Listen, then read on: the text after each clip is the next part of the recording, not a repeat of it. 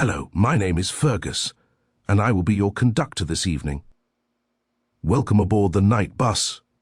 Magical transport for the stranded witch or wizard. Already on board with us this evening are Corey, Jackie, and Jamie. And Josh. Come along with us on a magical journey through time and space on this purple triple-decker bus. And we're back. We'll get you added in there regularly there, Josh. Yeah. Yeah, if you guys remind me, we can do it after the pod tonight. Sounds good to me. Well, I'll probably forget, though. That's a good possibility. By I the time wonder if we're one done. word will like change the voice again, because it does sometimes.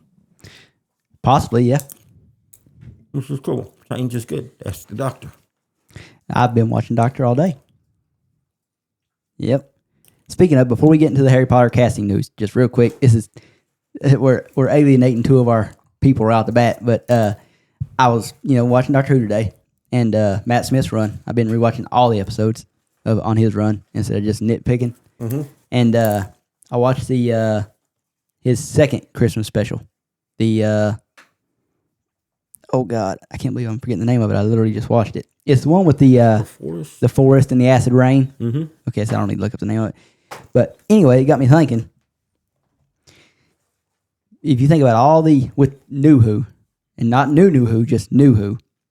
If you think about all the Christmas specials, if you was to rank them, just when I done this quickly in my head, just thinking back on all of them, Matt Smith's 3 Christmas specials are probably the top 3. David Tennant had one really good Christmas special. His very first episode was a Christmas special, David Tennant's, but it wasn't really that Christmassy, so I don't rank it that high on my Christmas special episodes. It ranks pretty high on my just episodes, but not on my Christmas special episodes. Then David Tennant's next one was with when what's her face teleports into the TARDIS. Donna. Was that a Christmas special? Oh, it Yeah. was. Mm-hmm. That's the first time we get to see Donna. That's not sticking around Donna. That's just here and gone Donna. Yeah. So there's that, and then what was David Tennant's other Christmas special?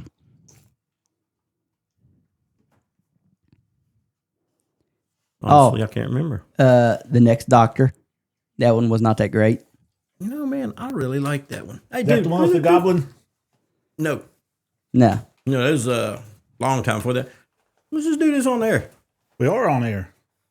Oh, well, hi, guys. Hey, what did you think we were doing? No, you said, wait a minute, we're alienating. I didn't even know we were turned on. Oh yeah. He turned me on. I didn't even know. Good God. I'm going to go in the other room. Y'all do y'all thing. Y'all can play doctor all y'all want. But actually, I'm skipping one. I'm actually skipping David Tennant's best Christmas special, The Voyage of the Damned. That was David Tennant's best Christmas special. I really liked the Next Doctor, though. Yep. Honestly, man, that was one of my favorite Christmas specials. See, for me, it's not. And I don't know if you consider The End of Time Part 1 and Part 2. I mean, they're called Christmas specials, but the very end of David Tennant's run, his last 2 episodes. I mean, they're called Christmas specials on Max, so I guess if you consider them, then they got to be. I never really did. See, neither do I, which is why, to me, Voyage of the Dam is David Tennant's best Christmas special, but I don't think it's as good as any of Matt Smith's Christmas specials. You had his first one, which was just called Doctor Who Xmas Special. That's the one with Michael Gambon, Dumbledore. Oh, the girl and the shark. Yeah, that's my favorite Christmas special. Now, why do you like it so much? I feel like it's the most Christmassy of all of them. I mean, it's basically just Doctor Who's version of telling a Christmas Carol with Scrooge and yeah. No, there's definitely like a take on Scrooge for sure. Oh yeah, and like I said, I really like it. Then his next one is the one I watched today, The Doctor, the Widow, and the Wardrobe. That one's good. That's very Christmassy. Yeah. Well, not very Christmassy, but pretty What Christmassy. is? I mean, it's taking place during Christmas, of course. And Yeah, I like it. To me, it's and maybe recency bias with it because I just watched it today. But yeah, I like it. Probably the second best. I just really like And then his next Christmas special is the Snowman. no, And- that one I really like too. That one's great. That one probably my favorite Matt Smith. Matt Smith one. And not just because, it's got Clara wrapped up in it. Yeah. A big part of that one is Strax. Oh yes. I mean, I'll be watching that one tomorrow just because that's about where I'm at episode wise. Strax steals the scene in anything, anytime he's on Oh, the yeah. screen, he steals it. Yes. I mean, when we first get to meet him in A Good Man Goes to War, Mm-hmm. it's like, oh my God, this may be the best character in Doctor Who. Yeah, dude. Yeah, he's hilarious. He's so funny.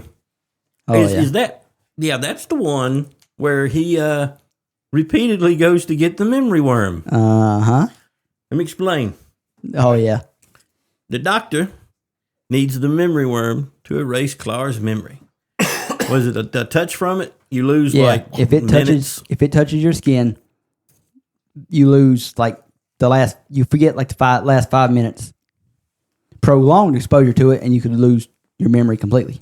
Ew. But just That'd be my luck. a touch from the memory worm, you'll lose about 5 minutes. Strax is not the most intelligent character. He keeps forgetting to use the gloves.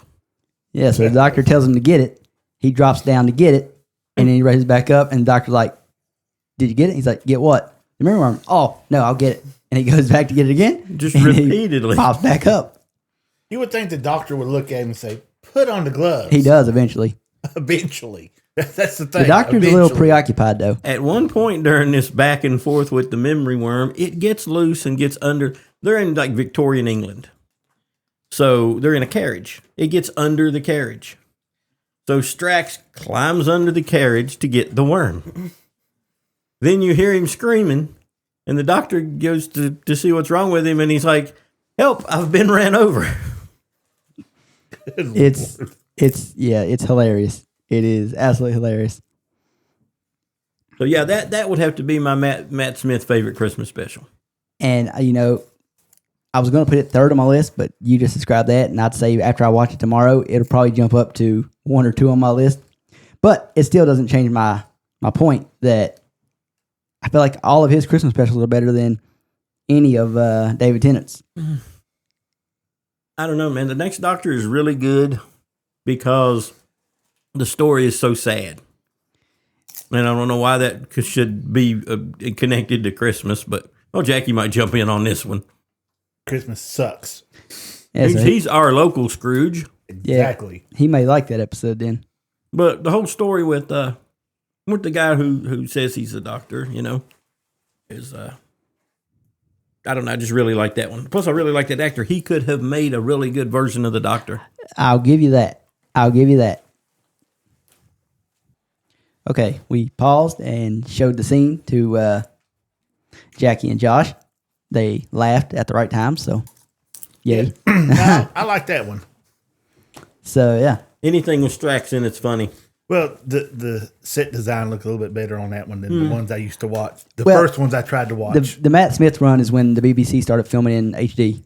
oh, They literally, none of David Tennant's episodes were filmed in HD. Well, I understand why they wasn't filmed in HD. none of his regular episodes. When you get to the end of his episodes, the specials leading up to the end of time, part 1 and 2, those are in HD. Everything before that, standard definition. The budget got bigger, the special effects got better, but the inside of the TARDIS got smaller. Yeah. They couldn't afford to make it bigger. That's the one thing they didn't pay much for. They Was the TARDIS interior. Well, They reallocated budget is what they did. yeah. They didn't get more, they reallocated it. And in my opinion, that was for a good thing because the little bit of the TARDIS I seen in the first ones y'all tried to get me to watch, damn. You would like the new TARDIS in the new Who. That where it's white on the inside. Yeah, just huge, open and Looks white. like an Apple store. Yeah. Yeah, basically. Yeah, TARDIS by Apple. Yeah. So yeah. Anyway, Can't go wrong with the Doctor. no, you can't. New Doctor. That's why I've been watching it. Anyway, moving on to another great British thing, What might that be? Harry Potter. What? Exactly. What now? Where Mr. Potter? we've got Oh, to the, that sucked, didn't it? that was not good. Mr. Potter? We've got to the point now in casting where we're basically just getting, all the characters are getting filled. I'd say within the next 2 weeks we'll have the whole cast for season 1 I probably. can't wait to see Fred and George, though. Hopefully they Yeah, do we it haven't justice. haven't got there yet. But what we did, the new ones we got this week, and by this week I literally mean this got announced Sunday or Monday. I saw it and I was like, you got to be kidding me. We do a podcast on Saturday, and the very next day they announce a whole new list of people that have been cast. I was like, well, now I got to try to hold my opinion still a week from now. So, yeah, we've got Molly Weasley being played by Catherine Parkinson. We've got Draco Malfoy being played by Lox Pratt. Yeah, what do you think about that casting? Looking at the kid's face, based on the picture they posted with the article on HarryPotter.com, looks about right. Well, They'll have to put a wig on him, but we don't know what. Yeah. We're not got him in full wardrobe. He don't look smarmy enough to be Malfoy just yet. see, to me, I look at his picture and the first thing I think is a young school bully. He kind of looks entitled. You know what So I he mean? looks like an Exactly, exactly. You can look at this now. Jackie and Josh have not seen these yet, and when I mentioned to it before we started the podcast, they started looking. I was like, wait, don't look them up yet. We need to save your reaction for the pod. So you can just go online, just Google it, and you'll see the new castings. But we got Lucius Malfoy being played by Johnny Flynn. Yeah, I'm okay with that one. That one looks right. I like most of these. I've not got a big problem with any of the casting. Well, Then we got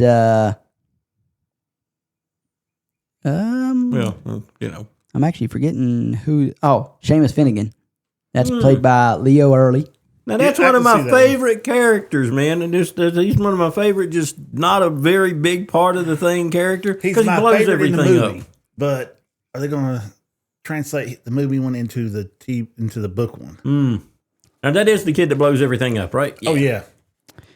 Then we've got the one that's making all the headlines. We got Pavati Patil being played by Alicia Leone. Why's that one making all the headlines for? She's the wrong shade of brown. She's Italian. She's not actually Indian. And So people are freaking out. I don't know, man. I guess they're going to have to cast like the Muggles as normal people, and then find like actual wizards to play the wizards. Yeah, I know. I don't know how they're going to handle that. all I got to do, come to the house, pick me up. I'll be more than willing to play. Yeah, we got wands. So, yeah. Then you've got Lavender Brown, who will be played by Sienna Musa. I think they'll give this one a little bit more of screen time and a little bit more. Yeah, A little bit more. probably. Yeah. Poor Lavender in the movies had nothing. Oh yeah, and the directors, because they had multiple directors throughout all the 8 movies. They mentioned that they messed up when it came to Lavender Brown because they didn't realize she was going to be a main character when they started filming.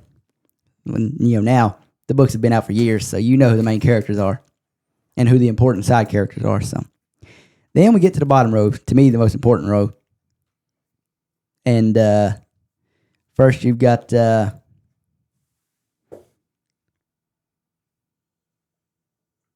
I'm sorry, I was looking at something, got distracted. But you got Petunia, who is being played by Belle Powley. Let's be honest. That's not right. No, why not? Why not? She just don't have the evil look to her face.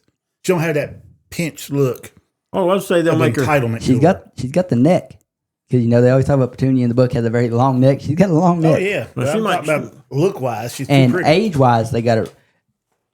That was my first reaction when I saw her. Exactly what you just said. When I first saw it, I went, Too pretty. she's too pretty to be Petunia. But then when I looked into age wise, she's exactly right. I didn't realize how young Petunia was in the books. Oh yeah, Me and Jamie talks about it, and me and you talked about it. They overaged all the adults in the Harry Potter movies. Oh, terribly. Every adult actor was way overaged. Because in the books, in book 1, Petunia is 33 years old. yeah. Well, you seen the actor for Harry's mom and dad when they had Hagrid got in that Yeah. picture.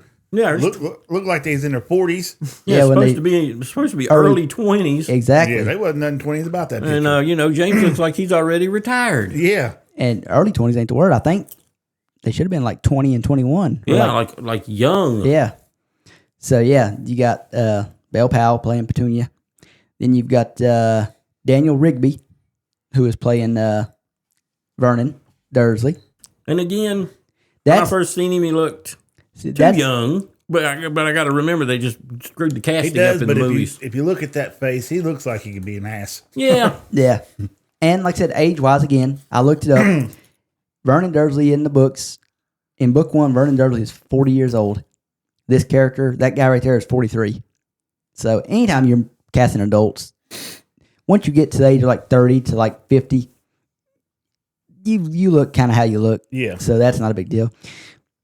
And then finally, we've got Bertie Carvel playing Filch. the Minister of Magic, I mean, it's from that. Cornelius Fudge. That's the one that he definitely by far looks completely different than the guy they had cast for the movies. But that's not. Again, the movies didn't really get the aging right on none of the adults. Well, if you And I didn't by look up how old Cornelius Fudge is supposed to be in the books. I looked up all these other cast members comparing age. Well, not the kid ones, but the adult I wonder ones. if we'll get my favorite chapter. What's that? Well, The I other won't say minister? my favorite chapter, but one of my favorite chapters. Yeah. Yes. Yes, They I never agree. touched on it in the movies. I love it in the book. I love it in the book. Talking about The the first very- chapter from the Half-Blood Prince. Yes, Yeah. that chapter is amazing, and we don't And we never got nothing from it. well, I know. not even a mention of it in the movies. And that's like James said, that may be my favorite chapter of all the Harry Potter books, apart from the very first chapter in the first book and the Prince's Tale You in the got 7th book. you got the Muggle minister just overwhelmed by what's happening to him. Are they going to make Vernon blonde like he's supposed to be in the? I would assume. I would say they yeah, probably all will. these pictures are just. Yeah, because they didn't do it in the movies. No. I would assume they will. Because Vernon and Dudley was both supposed to be blonde headed. Yeah. Well, everything I read starts out with a faithful adaptation of the novels. Yeah, I don't know. So, We'll see. I'm hoping. Like I said, And you have these books that are hours and hours long. If you can't make a 2-hour movie out of the material without making some shit up, you just need a better job. all you got to do it's right there for you. Yeah. I mean, the words, the line, everything's written. The only thing you got to do is direct them how to go through the motions of it. That's it. yeah. Don't screw it up. You might get really lucky and have that standout actor who just takes it and just really plays it. And That'd be nice. if someone ad-libs a little something here or there, as long as it don't go away from the plot or the story, I'm okay with that. Somewhat. Yeah, I'm not looking for reading the book and watching the movie, the TV series, and it be exactly yeah. word for Yeah. word. I understand you got to change. You can change some things. If I'm doing that, that's because the show's bad. yeah, If I'm nitpicking like that, that means I'm not liking what I'm watching. but I'm hoping that the first season that comes out, they just nail everything, and just keep going from there. Yeah. They nailed the opening. If the opening is just like in the books, then Yeah. it's a good chance everything else will be the same. Yeah, like we said last week. Yeah, but they have to nail that opening. They have to make it just like the book. They start diverting from there. They're going to do every book. See, I can't wait for the Half-Blood Prince. You got a long way to That's wait. years I know, in the making. but there was so much of Voldemort's memories that you learn about on there that you never see nothing in the book in the movies about. Yeah, you got about 7 or 8 years to wait on that. So, I can wait. well, I mean, I don't know if my health can. I I can. say, I hope I can wait. yeah. Yeah, I tell you what I was most curious about when I very first saw this casting. And I know, like I said, Well. everybody on the internet was freaking out about Parvati Patil and who they cast. My first question when I saw it wasn't that, one, because I didn't know she was Italian. I should have based on the last name, but I didn't. My question was, well, why are they only showing us Parvati? Where's Padma? They're supposed to be twins. She's going to play both parts. Oh, is she? Oh, well, yeah, probably. It didn't Yeah. say that on the article I read. Yeah, probably they didn't might get like not, but actual it's her twins. twin, so I mean, they can hire one person to play both parts because that would be the best thing to do. Yeah. I don't think you could do that with the Weasley twins, No. but with Padma and Pavati, like they're together How in much certain screen scenes. time are they going to have, really? Right. And the scenes they are together in, they're not that together. Like you could have one. I mean, we just watched Smoke and Stacks. I mean, that was both played by Michael B. Sinners. Jordan. Yeah, Sinners. Both played by Michael B. Jordan. They're both those characters. So, filming their scenes could be easily done with just one actress. Okay.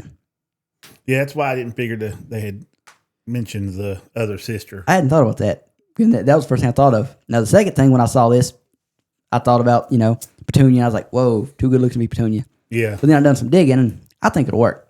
But to me, the best casting was Papa? Catherine Parkinson. No, we're moving past that. It was Catherine Parkinson as Miss Weasley. It's just because I watched her in another. While I'm here, we're driving right back down that road again. I watched another British show called Humans a few years back. I've talked about it on the pod before. I watched season one weekend when I was at home sick, just laying in bed sick. I was like, I need something to watch. I found it, watched the first season. Then like a year later, I was laying at home sick again on the weekend, watched season 2 of it. Pretty good show, and she plays in it, and she plays the mother in it, and she's the main character. And excellent actress, and I think she will nail Mrs. Weasley. I believe she can. Just look wise, kind of, but you can see the kindness in her. Mm-hmm. But you can also see that she could be. Yep, and you get that if you watch the show Humans. So, yeah, I think they nailed that casting. I wonder who they're going to get to play Bellatrix. They better. Ooh, now that's not been announced yet, has No, it? Well, it has not. Well, that's because we don't meet Bellatrix till the I 5th. don't give a dang. No, the 3rd. We start seeing her in posters in the. From Azkaban. Yeah, it's Prisoner of Azkaban when we start seeing her in posters. I believe. So realistically, they need an actress by then, so just for the posters. And then she doesn't actually show up on screen till the 5th one, and that'll be technically I think season 5 or 6, depending on what seasons go 2 seasons, what books go 2 seasons long. Probably won't know that casting till season 5, right before season 5.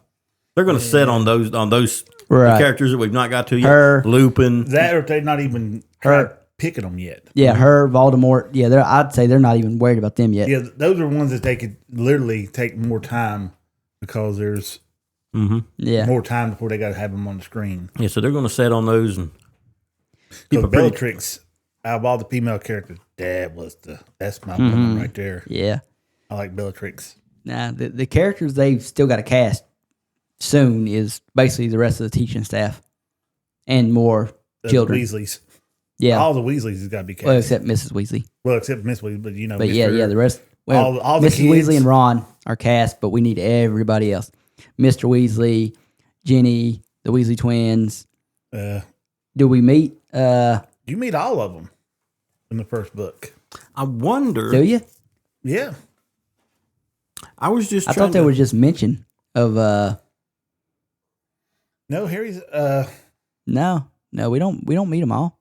Yeah, he's because one of them's a prefect. Yeah, that's Percy. Percy. yeah. Yeah, but we don't meet the 2 oldest. Charlie. Charlie, Charlie them don't meet till the 4th one. No, it's the second. yeah, the 4th one. That was the second one when they broke Harry out from his house and he was having his. That was the birthday Weasley party. twins. I know, but I'm talking about the birthday party. No, It was all there. no. Is that we're No, because Harry doesn't. One. I know for sure Harry doesn't meet the oldest one, Bill, until the Fourth one. 4th or 5th. Oh, I can't believe I'm blanking on this. Because it's the 4th one. Because that's when he comes for the Triwizard. yeah, no, not the Triwizard. Yeah, the Triwizard. Yeah, you're right. Okay, yeah, it's the Yeah, Triwizard. 'cause, one of them's But training he dragons. comes. Harry meets him because he comes for the Quidditch World Cup. Yeah, That's when Harry first meets him. So yeah, and they he, talk about him in. he meets George, or not George. He meets Charlie because of the dragon thing for the 4th. What about book 1 when they got to get rid of Hagrid's dragon and they're contacting him? I might not actually meet him. Right. Yeah, They bring him up. Yeah, he gets brought up, but you don't we're not going to see him on screen, so they don't have to cast him. But they do still have to cast Jenny and the Weasley twins and Percy and Mr. Weasley. And then, like I said, a bunch more students and teaching staff. So, still some important roles to cast. They've not cast anyone for Dudley either, or haven't announced anything. Yeah, no, that's another one. Yeah, they're going I'm just trying to think of people you see in the first few scenes of the movie. Well, hopefully, primarily, Mr. Vernon Dursley. he's talking about that. Oh, I mean, in the first chapter, Yeah, whatnot. yeah. Yeah, well, he's Well, I mean, if we just go in order, a screaming little kid at that time. yeah. I mean, I'm just saying, if we go in order by when we should see characters, it starts with Vernon. By character we know, then technically we should see a morphed version of Professor McGonagall when she's her cat, Tabby Yeah. cat. Then, depending on how they shoot it, he calls Petunia on the phone, and depending on if they want to just show him on the phone when he's in his office, or if they want to have a side by side, we could show her.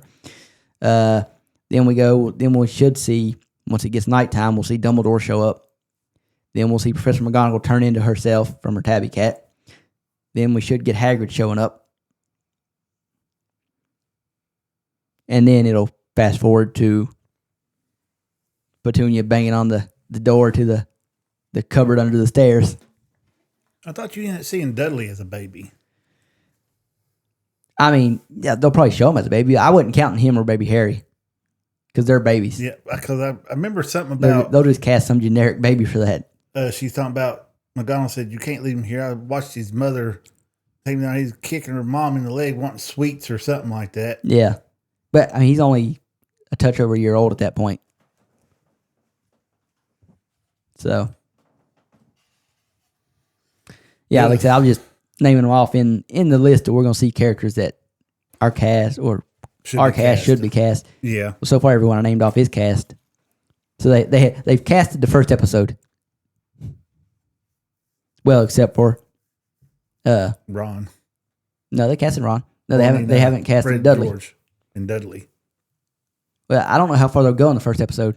Will they make it? Ooh, yeah. So, yeah, I'm only talking about Because you the very still got first the- episode. Yeah, you got the whole opening part of the book.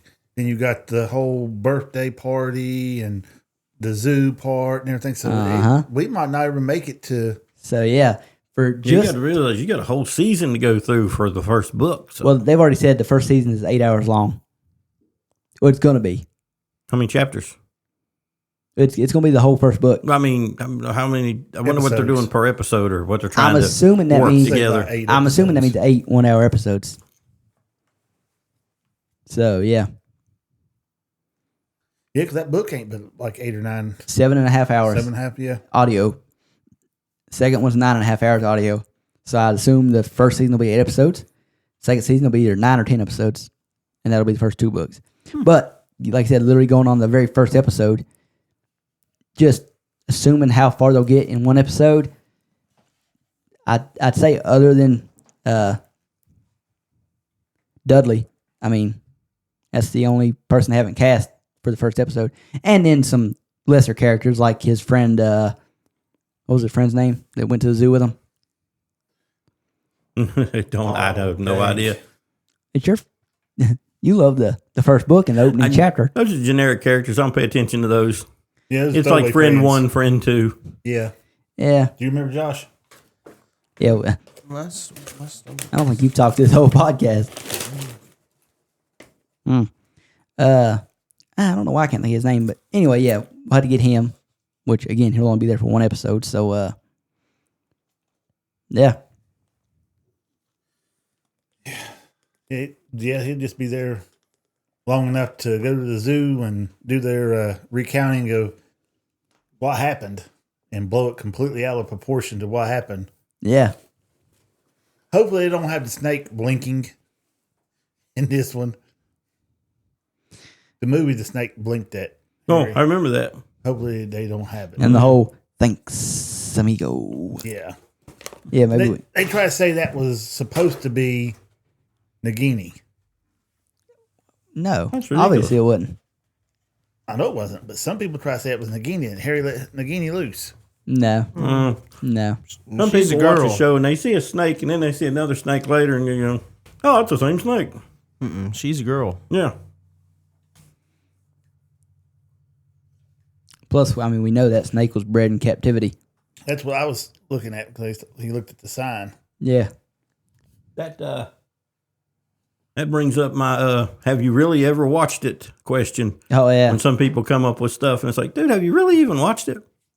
My thing is, have you ever read the books? Not so much watch it. Have you read the books? Oh, that brings up another person they haven't cast. Even if you just watch it, you should know that it's not. There's no connection whatsoever between those two snakes. They haven't cast the most important character that every Harry Potter fan always asks another Harry Potter fan to figure out if they've watched the movies or just watched the movies or if they read the books. Peeves? They ask about Peeves. Yep. That's the easiest way to know if somebody's only watched the movies. Which Yeah, my if personal you've pick only is watched Russell the movies, Brand. that's fine. You know, you can be a Harry Potter fan and only watch the movies. Yeah. But Still suck, but if that's the case, then if they do this show right, you're going to get blowed out of the water, and Yeah. it's going to make you go read the books. let's put it this way. If you're a Harry Potter fan because of the movies and you never read the books, you will be a bigger Potterhead if you read the books. Yes. There's so much in there that you miss.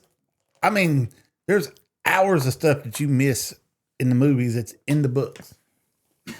Now, since you bring that up, I wonder, see, when they make it to Gringotts, that'll be in the first season. Has to be.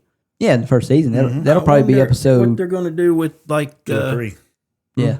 Episode 2 or 3. with the goblins.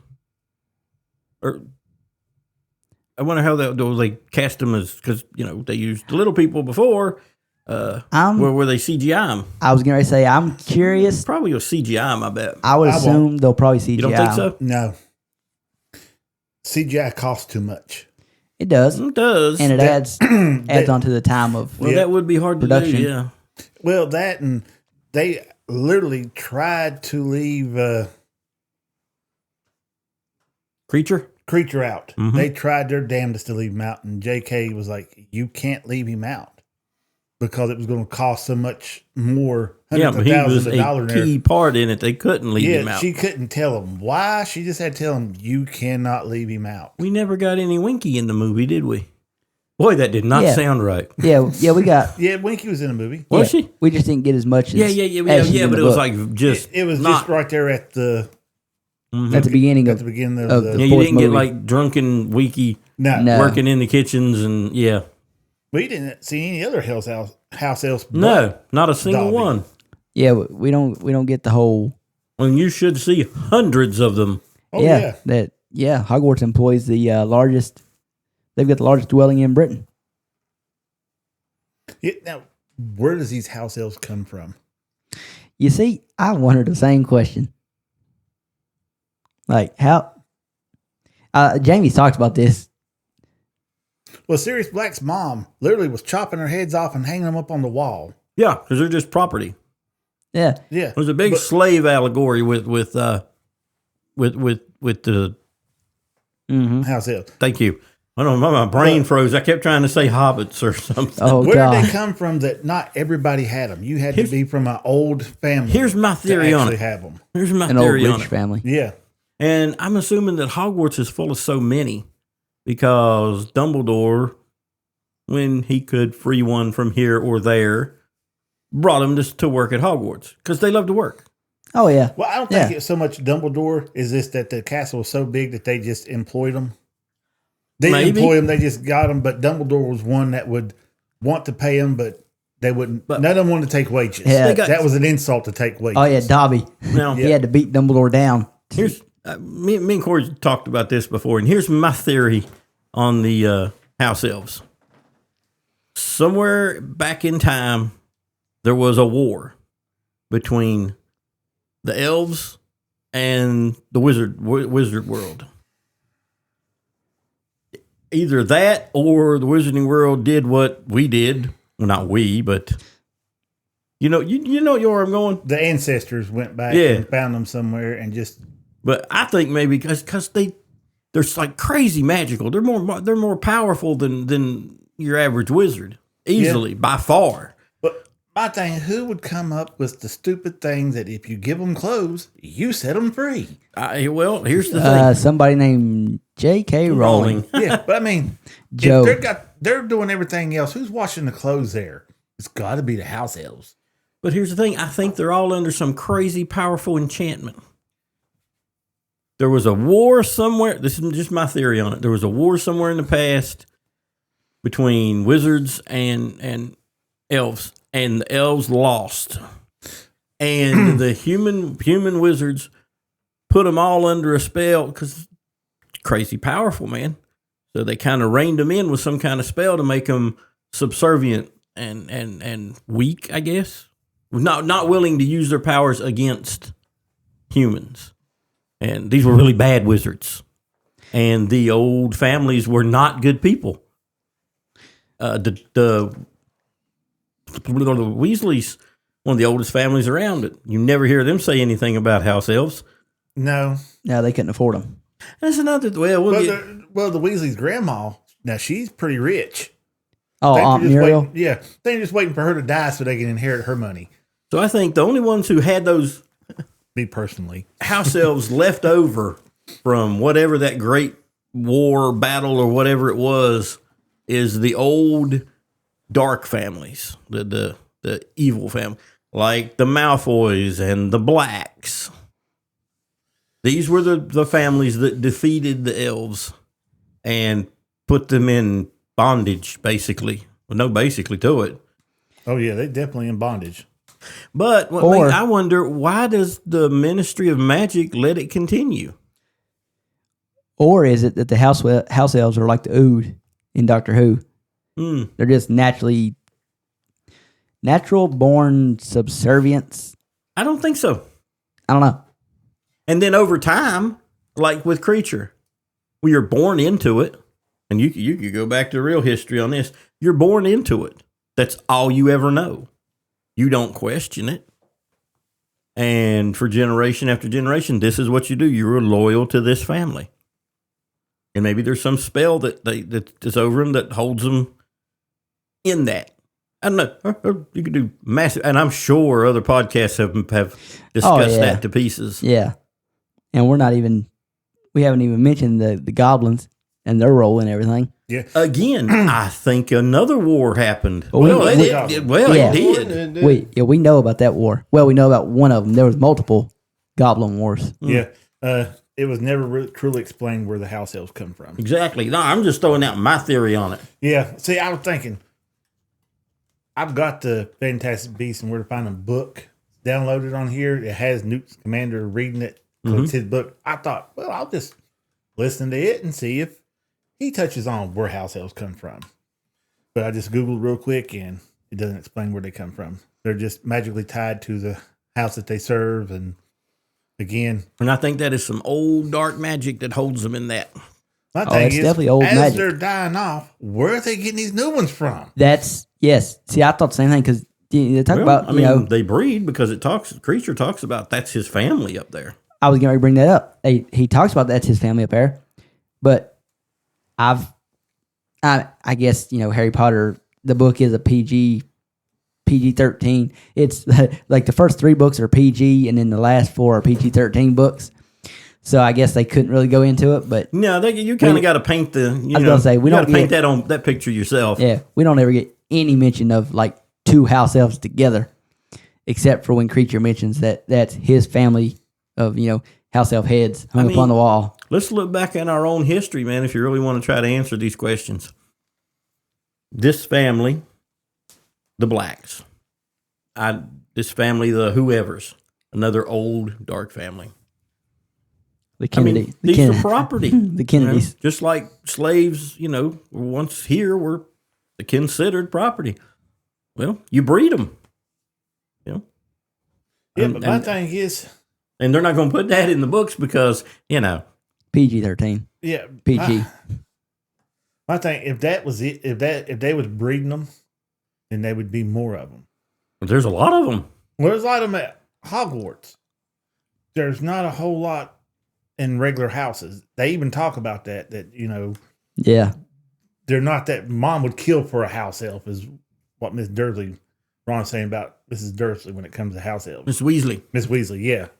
Miss Dursley, shit. Good God. Well, that says something about Mrs. Weasley She now, didn't. doesn't it? Yeah, she Miss Dursley. Kill to didn't- have a house elf. Well, I don't know if she'd kill, but it meant she would love to have one. But Mrs. Weasley ain't one of them that she's not an evil person. She definitely would kill. Well, she will kill. Well, you don't mess with Proving her that, kids. isn't she? Yeah, you don't mess with her kids. There's a difference right there. Can't believe she had to kill off my Bellatrix, though. We could have reformed her. Exactly. I feel the same way. I wish they would have done that scene a little bit better in the movies. I feel like they done it good, but they didn't do it justice because it's so good in the books. Oh yeah, It's 'cause in your unreal in the head, books. You just you see the anger on her face at first, but then she gets like a little scared and she's backing up. Yeah, no, Miss Weasley no. wouldn't have backed up. She would have just been. We firing know in all the book spells she didn't. Left, right, and would have kept on going. I don't like how they put that little bit of fear in her. Nah, it didn't do her justice. Yeah, she never had that look of fear in the book. No, she Bellatrix- just out to whoop that ass is what she was doing. Uh huh. Bellatrix started the fight off laughing at her and taunting her, and then slowly, literally, Harry say we're in Harry's head at the time, and he's, saying, you can see the smile slowly fade off her face, and he's like, I saw the same thing with Sirius Yep. when Sirius was battling her, and then boom, dead. Yeah, because Sirius was winning and he was having a good time and he was Laughing at about her. it. Yeah. And then he took a stunning curse that knocked him through the veil. He didn't actually get hit by a killing curse, just he got knocked through the veil. I wonder why they just couldn't reach in there back out of the veil. That's what Harry thought. I always It doesn't wondered work that way, What though. happens to you when you go? I mean, it always says, "Well, you die." Yeah, But where do you go? Why is it? What is the veil? you go on. As Oh. Dumbledore put it. See, I believe Sirius would have came back as a ghost Hmm. because he left I don't- Harry behind. They done a very good job. Dude, he left Harry behind, but explaining Harry's that. not what he was really wanting. He was wanting James. Sirius wanted to be with Uh-huh. his friends again. Yeah. And once he died, he was. I don't see that. I see him coming back because He was with James Nah, again. They I actually guess. they actually tackle that. I mean, Harry literally goes up to nearly has Nick Oh yeah. and it's like, oh no, Sirius will definitely come back. And he's like, no, not that nearly headless Nick knows Sirius Black amazingly, but he even said, he's not coming back. Most wizards don't choose this pale imitation of life. And They he's prefer got to nothing move holding on. him there. Yeah, he's going. I still say that he would have stayed just for Harry to look over Harry. No, I don't think no. so. I do. I don't. I don't. And what gets me, are the ghosts tied to just the school? Can they go anywhere else? No, that I've always wondered. Because if you can go other places, why don't you send them looking for Voldemort and they come back and tell you where he's at? They can't kill him. I don't know. I know the portraits are tied to their portraits. Yeah, through the portraits, yeah. So Moaning Myrtle can go out into Well, the lake, They're not really tied to Well- the but portrait. that's plumbing. So. she goes through the plumbing through the S bend. Yeah, they're not really tied to their portrait because they're running through everybody's portrait. Well, they're tied to where their portrait is. And what I mean by that is like, if they got a portrait in Hogwarts, they can go anywhere in Hogwarts. But if they don't have a portrait outside of Hogwarts, Yeah, they can't go they can't to leave Hogwarts. Yeah. So they're tied to the house their portrait's in. That's how I should have said it. Or the dwelling their portrait's in. So I don't know how it works with ghosts though. Maybe that's how Dumbledore was getting all his information. Using the ghost. Because they can be invisible. Could have been. Because Harry uses the Bloody Baron voice to try to fool Peeves when they're sneaking around. Yeah, that's the only thing that Peeves is scared of. Yeah. And in truth, Peeves is way stronger than any ghost. Yeah. Why Yeah, is 'cause he he scared can of the actually Bloody touch Baron? things. Because the Bloody Baron can't do nothing He's to just him. so intimidating, I guess. Well, covered in blood. So, I mean, but again, Peeves is a dick. So, why would he be scared of me? I mean, you can't help but say that if you read the books, you know. If you just watch the movies, wait till you read the And books. you'll or get till the some, series you'll get come you out. some Peeves. Oh yeah, it is hilarious the way Peeves is. I love how he took orders from Fred and George Mm-hmm. when they was leaving. Give them hell for us, Peeves. And he stood up, saluted them, and off he went. Because he's described as a mischievous spirit. Yep. And that's all Fred and George was. And I think Dumbledore lets him stay there somehow. Yeah, because Filch is always trying to get him kicked out. Yeah. So somehow Dumbledore has power over Peeves as far as him being able to stay in the castle or not. Yeah. Because Or it's implied that he does anyway. yeah, I say whoever is the headmaster has control over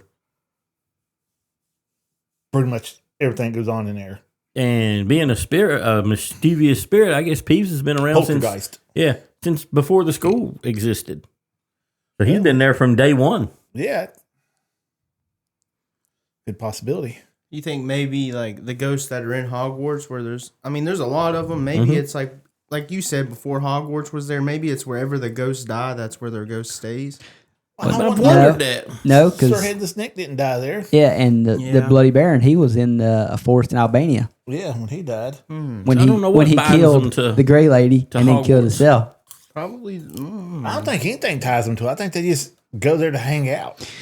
Oh, what it is, it's when a ghost dies, and well, when a person dies, if they leave behind a ghost, it is attached to the strongest connection that they had at a location.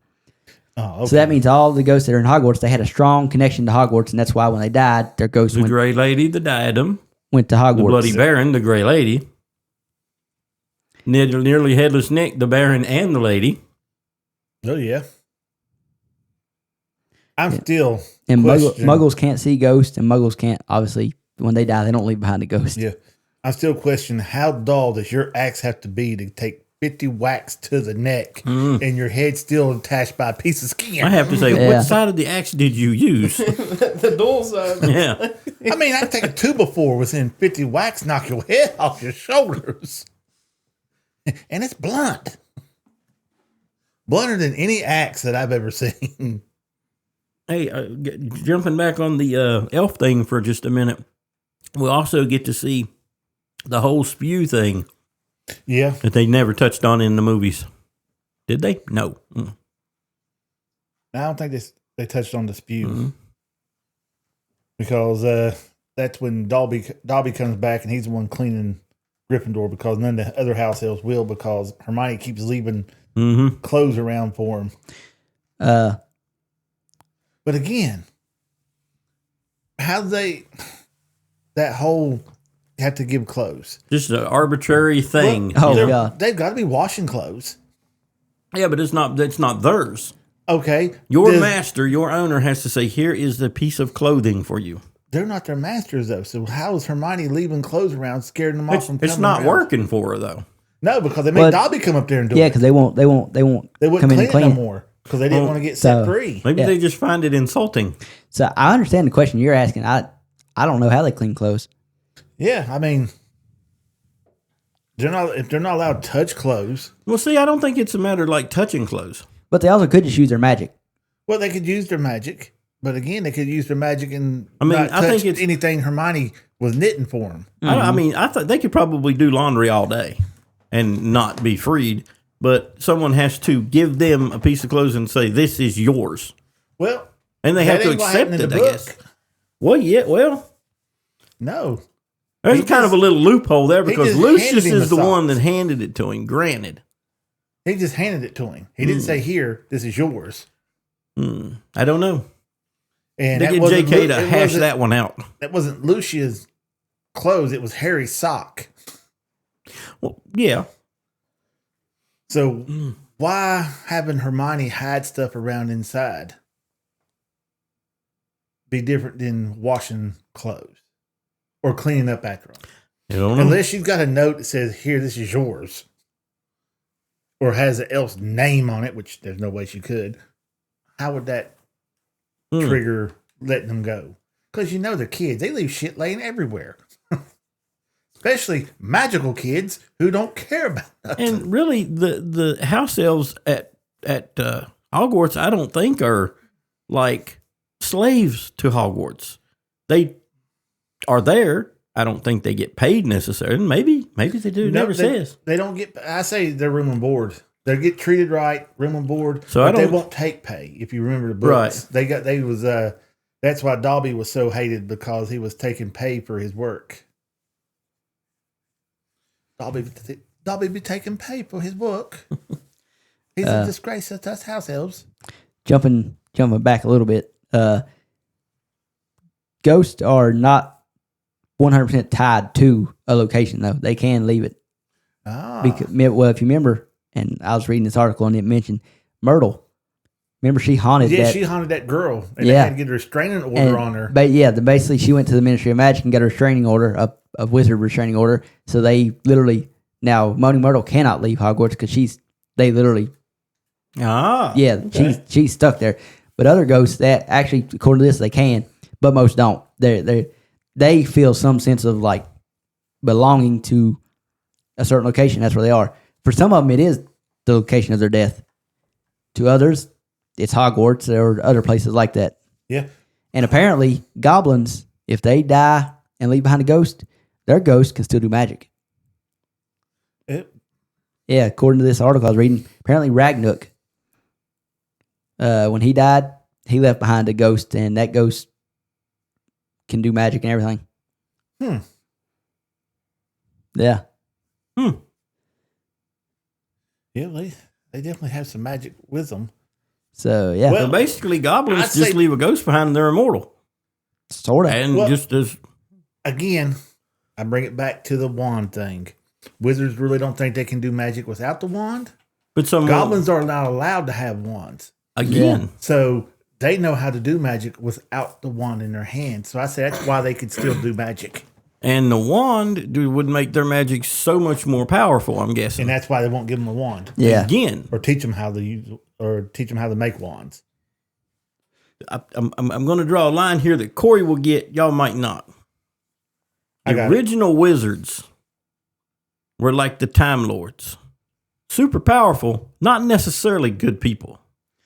Yeah. Yeah. Overwhelmingly not good people. Oh yeah, I get exactly what you're saying. So I think way back in history, time, whatever, they enslaved the elves, beat them in a war, conquered the goblins, still use them to some degree, but they're not like slaves to them.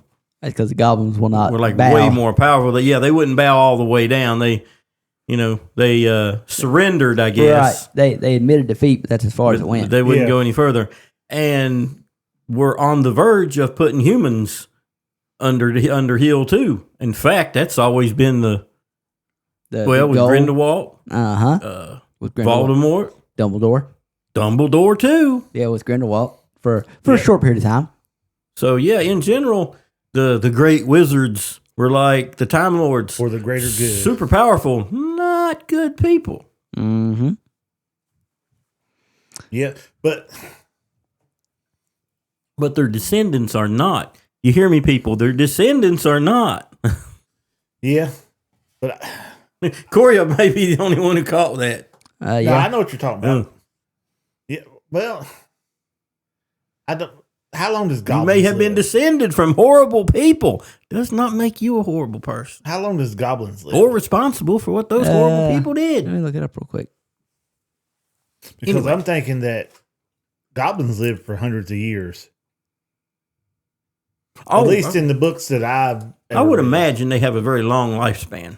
So I can see why they still don't give them wands, because some of the people who fought in the original battles and stuff, who probably still carry that grudge, would, if they got a wand, would bring that battle back up again, but with wands. But again, you can go to a library and rent a book that tells you how to do it.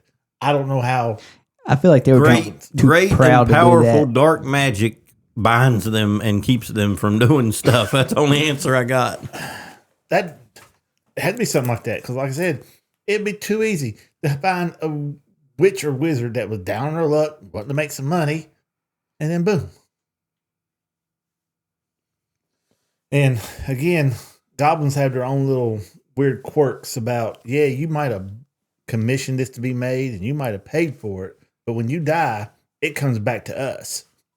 That's the way they think. Mhm. That we keep stealing their treasures, and no. Again, that's that whole, and I think wizarding kind somewhere in the past conquered them. And these are the terms of their surrender. You don't use wands. You make the stuff for us. You're allowed your level of freedom. Man, the wizards were bad people, wasn't they? Damn. Or a hot take, what if, okay, this probably makes, well, it don't make no sense, but it could be, I guess, it could have happened. I mean, what if, where, you know, how, well, goblins and house elves, they don't have to have, like you said, a wand to use magic. No. So what if, I'm not saying the house elves or the goblins, but what if, like, either the goblins or the house elves were, they were the original, like, people that had magic, and they taught it to they weren't necessarily even wizards at the time. Ah, see? Now, here we go. That's Because good. think about That's it. good. Wizards can only use magic with the wand, like you said. No, there's some places yeah. where wizards don't use wands. Africa.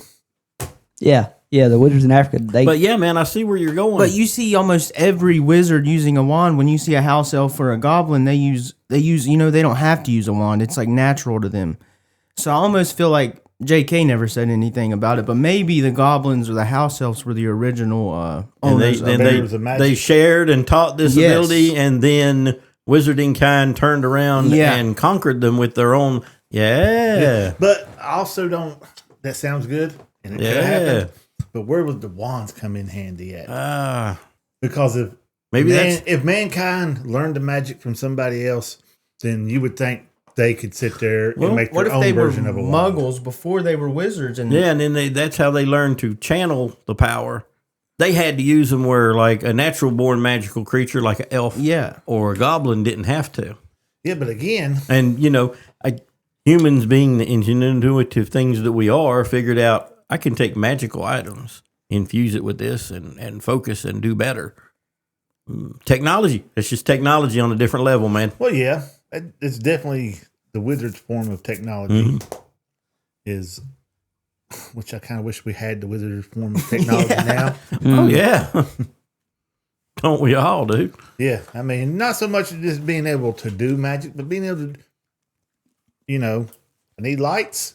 To say so, I ain't got to worry about my power bill going sky high because I left the light on overnight. Reparo would be nice too. Oh yeah, Oh yeah. But if you can do all that with magic, again, and we've had this discussion before, why do wizards need money? yeah. I mean, there's pretty much anything you want to do, you can do with a wand. You're only limited by your imagination with magic. And I'm gonna tell you right now, I got a very vivid Well, imagination. I would have to say there must be some other kind of limits there. Or everyone who, well, not everyone is as good at it as the others are. Yeah, I mean, it takes some talent and some practice, but I mean, if you can imagine it and visualize it, why can't you do it? Because, like I said, like I brought up before, why is it only Lumos is the only thing that shows light? Why that spell? If you ain't got to say the word, you just got to think it. Why can't you think something else and use it to trigger the same spell? I would almost say that, like, the Japanese wizards, the Egyptian wizards, they don't use Lumos. Well, it might not. But again, They used to have some other type of. but in their country, it's probably just the same spell for the whole thing instead of everybody else having their own. And I think maybe it has a lot to do with what's happening in here when you say it. You So have to much have of- intent behind it. Well, you're visualizing it, and that, Right. they use that word to visualize it.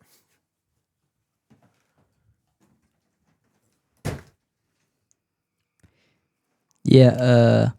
Tweet, tweet, tweet. I had never really thought about this, but Professor Flitwick is A dwarf, part goblin. but well, goblin, yeah. Oh, is he really? Yeah. Was that why he's so short? Yeah, he's part goblin. That's why. Interesting. I never. I just thought he was a dwarf. Yeah, I Wait, so never his- thought about it. Wait, so one of his parents was a wizard, and one of his parents. Somewhere in his family's descendant. Oh, I was about to. I don't think it was either his parents, but I was about to- Wait a minute now. You got Hagrid. I don't know for sure though. Yeah, there's a mystery that never been answered. Yeah, Hagrid was way taller than his dad was, who had relations with a giant. A wild giant. Yeah. Tell me how that happened. You want to talk about one drunk party night and you wake up beside, what the hell did I do? That would be a Also, hungover movie and a half right there. Hangover right there. Oh, and Chow had had to appear in it. Oh, yeah. apparently Flitwick and Professor Sprout were together at one point in time. Oh, It's got Professor Sprout as an ex-girlfriend of his. Interesting. Let's see here. Well, Flitwick sounds like it would be a goblin name, doesn't it? well, yeah. Yeah, Professor Flitwick was several generations removed from his goblin ancestor. So yeah. Also, I'm looking at some of these goblin names, and it's just I don't know where J.K. come up with some of these names. Well, look at the video game they come out with and some of the names that was in it. You've got they've got these names in ABC order. You got Alguff the Awful, Belgruff the Bludgeoner, Bogrod, Bodrig the Ballside, Burgok, Clever Goblin. I don't think that's a name. I think they just didn't know the name, so they just put Clever Goblin. Egret the Ugly. You got Elfric the Eager. You got Narlac. And some of these are from the video game because it's got one here that's literally just Goblin killed by Sebastian Sallow. And that's straight out of Hogwarts Legacy. Yeah. You got Gornuk, Gringotts. That's who founded Gringotts Bank. You've got Griphook, as we know. You got Grodbick.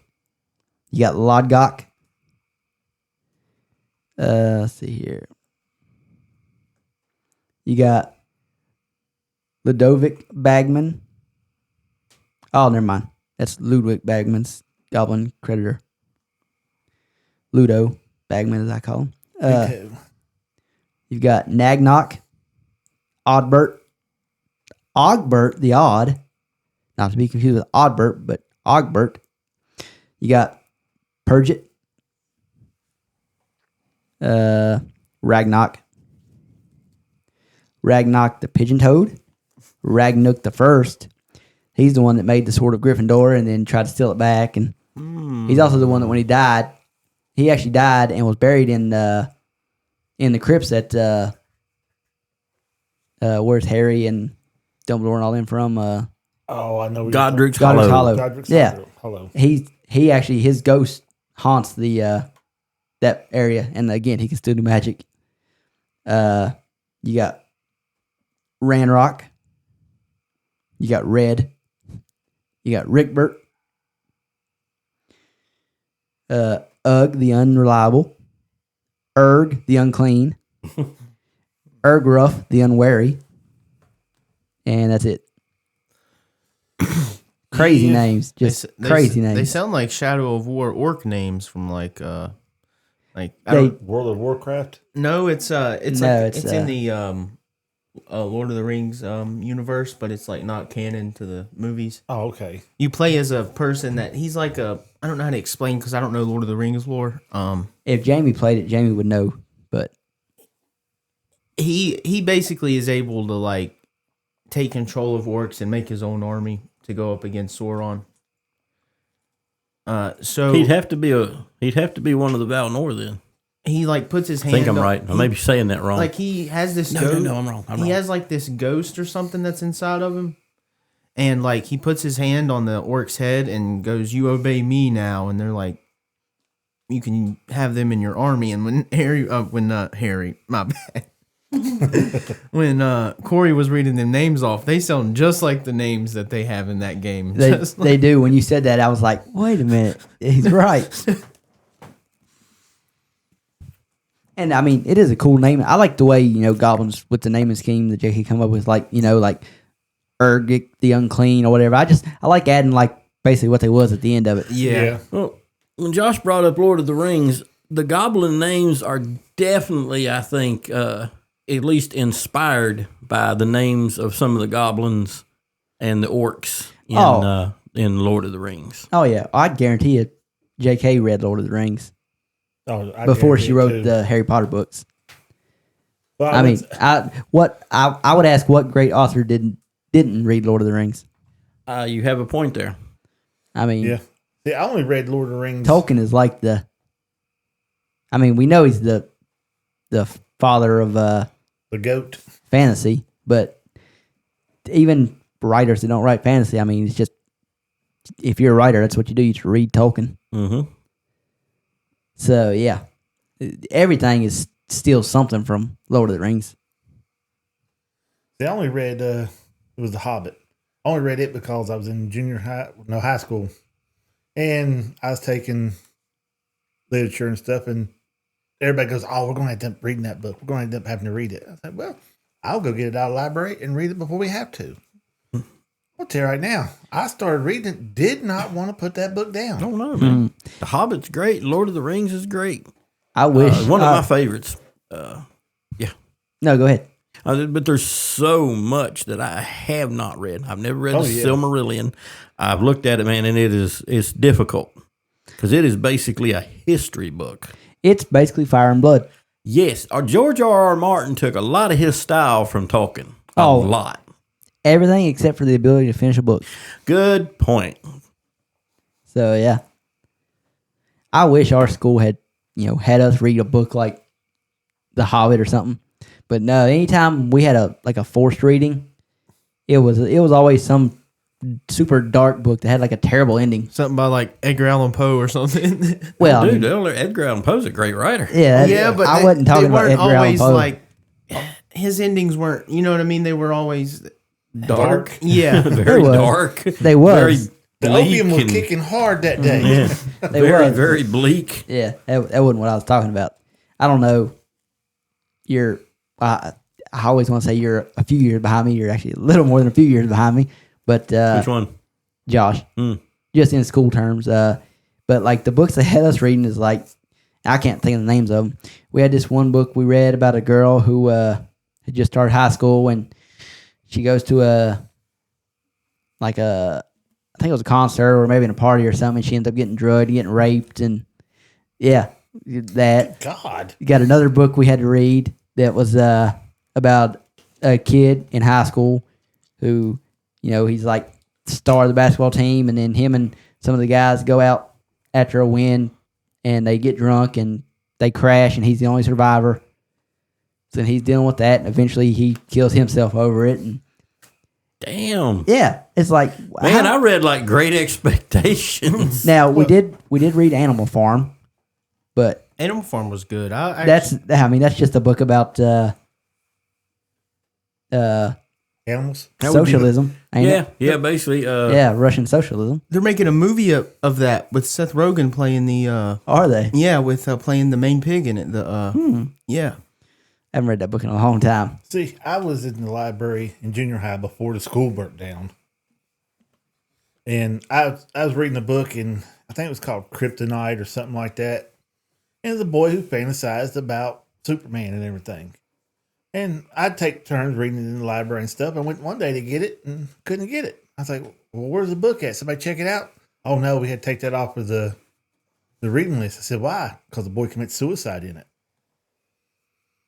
I was like, what? Come This to is find not my out, phone, dude. He honestly, I didn't know. he honestly, Oh my God, Jamie! he honestly thought he was Superman at the end of it because mental stuff going on, and jumped off the top of the school building and killed himself. Wow, and like In the book. Yeah, in the book. Okay, so and they wouldn't let kids read that? They wouldn't let us. They took it out of school when I was in there, and then Corey's here reading about Yeah. kids going to the concerts, getting raped, and Oh, everything else. yeah, I left out the ending of that book. When she got raped, she ended up getting AIDS from it. She ended up dying from AIDS. Oh yeah, that's more. I'm telling you, they had us that's a lot read. more wholesome than the boy who thought he was Superman. They had us. I don't understand why our teachers had us reading these books. And the books I named off, we read Animal Farm in middle school. Then the other two I named off, we read in high school. And it's like, what are we doing? I remember first year in middle school, teacher had us read Where the Red Fern Grows. That's by far That's a I want to tearjerker. strangle a teacher. It's like, why are you making a kid read this book? That's Make him God. watch the movie. It's worse. Teach you loss. Or Well- Old Yeller. I was gonna say my grandpa had me that's watch a- Old that's a- Yeller, That's a tearjerker. and yeah, that was. Mm-hmm. The Outsiders. Ooh. Oh, Oh, dude. I've Lord- read The Outsider so many times. I've watched the movie I could probably quote it. What about Lord of Flies? We also had to read that in middle school. I read it once. That's another dark book. I've read it and I watched the movie. Wasn't really impressed with it. We had to read the book, then watch the movie. So you got Lord of the Flies. Then there's something called Yellow Jackets or something. It's about a bunch of girls. Yeah, I've not watched that. I don't know about that one. Yeah, it's about a bunch of girls that live through the same thing, but they come back to, regular life. And now that they're older, somebody's going around and it's almost like I Know What You Did Last Summer. I've seen previews for it. I've never watched it. Yeah, that was me. I seen the previews for it. And now Corey mentioned the Fly movie. I was like, yeah, sounds almost identical to it. The moral of my story there was, I don't know what our teachers were thinking. Just have us read some good books. Well, those are good come on. books. Something to inspire you. Yeah. It's like, now I was one of the few that, I read books of my own, so that wasn't the only books I read. But for a lot of the people I went to school with, the only books they ever read was books they had to read. Yeah. So for them, it's like, why do I want to read books? They're all so sad.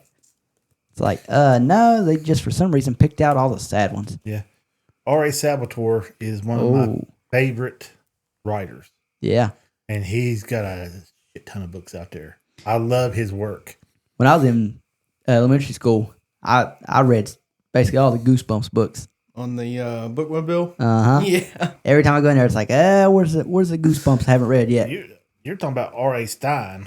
I know. I'm just talking about books in general. I'm talking about R.A. Salvatore. I know. Oh, you talk about R.A. Salvatore all the time. Tell me some titles out here. What has he written? The Crystal Tower. His has to do with Rosette, the dark elf from the center of Earth. He's got Black Panther. This ain't the books that you had me read, was it? No. With the demon, with the rings, and no, that was damn, Dark Jewel trilogy. Yeah, people don't. Yeah, there's some twisted books. Have y'all heard of the Oh gosh, I can't even remember it. It's so hard to pronounce. Cirque du Soleil? No, it's called Cirque du. I'll call it the Vampire Assistant books. They made a movie of that. Yes, I have. They only made the one movie. They were supposed to come out with the rest of them. Have y'all read the books? Nope. No, I haven't read the books. When I was in middle school, I read up to the 6th one, and it's really, really good. Like, because that's the only book series I've found that actually is it shows the Vampire Assistant is basically what it is. You learn you get to learn so much about it. Oh, man, I watched the movie that Jackie's talking about, and it was good. Yeah, it was good. I was like, all right, you're going to come out with another one. But I guess it didn't do good enough. No, it didn't really do very well. But it was good. I don't think it was promoted right. That's what was a big problem with a lot of the movies back in the day. They just didn't have the right marketing for them. And there was something about those. There were two groups of them. One was called Vampires, and the other one were called something else. Oh, the Vampiri or something. Yeah, like the evil. Yeah. Yeah, and they were the evil versions of the vampires. The ones, they would go after humans and live off of human blood. The good vampires didn't have to have human blood. Well, they had to, but not like. I don't know how to explain it. It's the good vampires didn't have to they wouldn't kill people to get blood, if that makes sense. Yeah, I got you.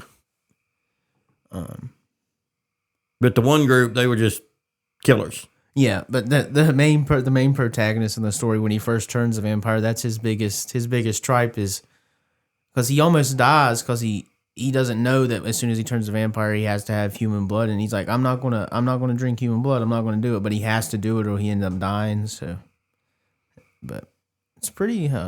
If you like vampires and stuff, it's a pretty good. I have to read it again, but I love a good vampire book, and it's dark too. It's not.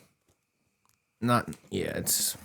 If you like a good vampire book, you need to read Interview with a Vampire. Yeah, that's good. The movie ain't bad. I still haven't got around to reading the book, but oh, dude, I've heard Jamie talk about it so much. The book, like Jackie was talking about with Harry Potter and the movies.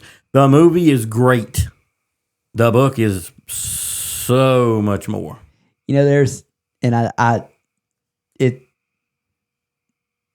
still be funny, the reaction, but there's a podcast I listen to, and they talk about, you know, when they do the movie drafts. That's where I got the idea from when we do our movie drafts. But and when they done the 1994 movie draft, and when the person took Interview with the Vampire, they were like, you know, I'm taking, you know, this movie. It's a good movie, but the book's way better. And you know, now that the TV series has come out, I can't watch this movie anymore because the series just is so, it follows the book so much better than the movie does. Where does it follow the book at? It's a different time period. It's a different place. That's just what she said. I mean, and I can She only said go. the TV show does a better job at following the book Now, than the movie does. My daughter absolutely loves the TV series. I watched the first episode and I couldn't get past it's not period correct. And why are they doing this? But I'm going to go back and check it out again because from what she's telling me, my daughter's telling me they did Lestat very well. He's still pretty much the French aristocrat Lestat that's from the books. Mm-hmm. And season 3 of the TV series is going to focus on his life before he became. It's basically going to focus on the Vampire Lestat novel. I was getting ready to say, yeah, that's a different novel. And that one I want to see him do. I'm going to check it out. Yeah. I was just bringing that up because I know how you feel about the TV series. Yeah, I didn't. I tried it, man. I could not get past the first episode. Well, it's like Michael was the Wheel of Time. Oh, yeah. He read all the books, loved every one of them, and then when the TV series come out, he cussed it. It was nothing like the books. They changed characters, left characters out. They race swapped them, and now they're canceling it. So Thank God. Yeah. I'm going to go back and give the Vampire Diaries. Damn. That's Well- already, I mean, I was going to say it's already over, but between that and then they come out with Origins and they'd come out with like 2 or 3 spinoffs from the Vampire Diaries. First 2 seasons of Vampire Diaries I liked, and then it just got boring. And that's the only thing that happened to it. It didn't get bad. It just got boring. But back to the Interview with the Vampire. I'm going to go back and give the series a try again. Well, you have to let me know how it goes. So I need to know if I need to start watching or not. But the books I highly recommend. You got them on Audible? I know I do. I'm going to listen to them eventually. I've been saying that for 2 years now. I bought them 2 years ago, but I know they're good. I just haven't got around to listen. I was super close this past week of starting Dune over again because of the brand book? yeah, because the brand new video games come out, Dune Awakening, Do you know when that's going to drop for? PlayStation. Yeah, I don't. It's still not even marked as like pre-order yet. It's still just wish list. So I don't have a clue, but it's out on PC right now. I'd say maybe next year. And I was watching it, and it got me in the mood to want to listen to Dune. It got me in the mood to want to play Dune. And there was like a 24-hour period there where I was like, I just spent all this money on this Switch 2, and I could have got me a Steam Deck, and I could be playing Dune Awakening right now. You could play that on. It's compatible on Steam Deck. Yep, I was on Steam yesterday, and it's not green checkmark compatible. It's the little yellow symbol playable, but and then there's just some things don't work exactly right. The graphics probably ain't as good. Well, I mean that's a given when you're playing on a Steam Deck, but Steam does a good job with the Steam Deck and with Steam, like they go through all the games even when they come out, and they give it a green check mark if it plays perfect. Now I'm not talking like does it get 90 FPS and does it look amazing. It's just is it 100% playable with no glitches? Then it gets a green check mark compatible. And then if it's playable but there's an issue, it'll have the yellow exclamation mark and it'll say playable, and then it'll give you the reason why it's not perfect. And then if it's not compatible, it'll literally tell you not compatible. And like that, I really like that. Yeah, well, you're not guessing if it's Right. going to be or trying to go by what somebody else says. You literally have the company like, okay, yeah, you can play it, but you're going to run into some glitches or something. And you can literally go on Steam's website and literally just go to most played games this week, this month, or this year on Steam Deck. And that's the best way to know what games work and what games don't. It's just, what's the most played games? And it's, well, for the last year, it's been Balatro. But other than that, it fluctuates between games like Cyberpunk, now that it's, fully fledged and operational. Hogwarts Legacy is another really highly played game on Steam Deck because it plays really well on it. Can you mod on Steam Deck? Yeah, it's still like a PC. So See, that's yeah, what I was wondering. 'Cause, man, people done some amazing mods on that game, and I'd love to have been flying around on a dragon instead of a broom. buy you a Steam Deck, you can do it. Don't tell me stuff like that. That's Yeah. only what Steam Decks are what like. Depends. I mean, I'd want a good one.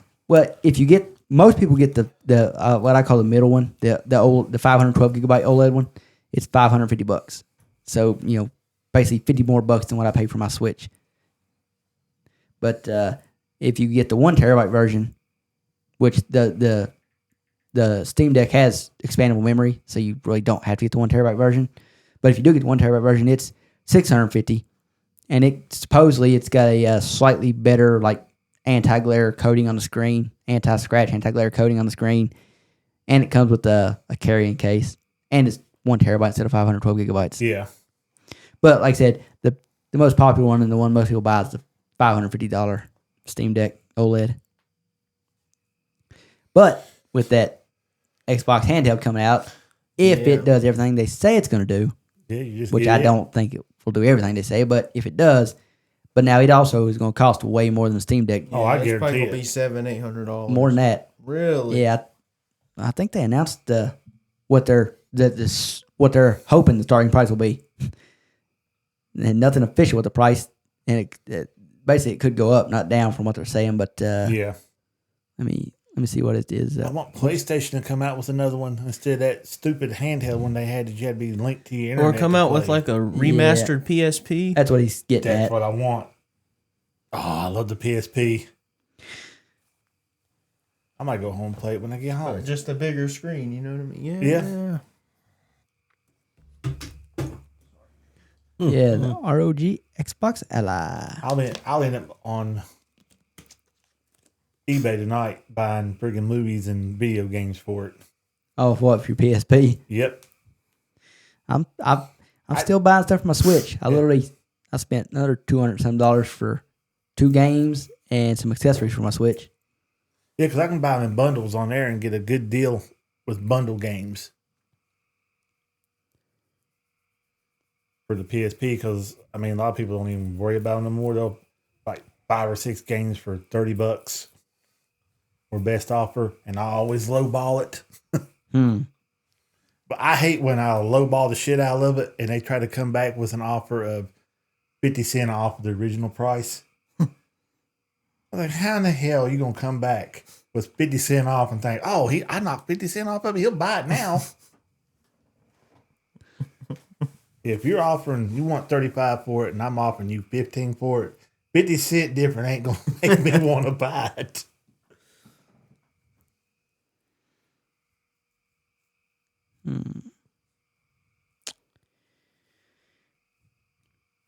Well then, you guys are gonna make me hit the chirp sound.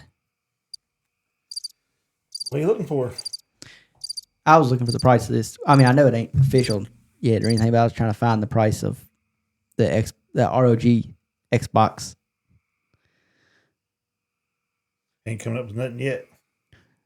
No. I mean, one of the YouTubers I watched mentioned they hinted at a price.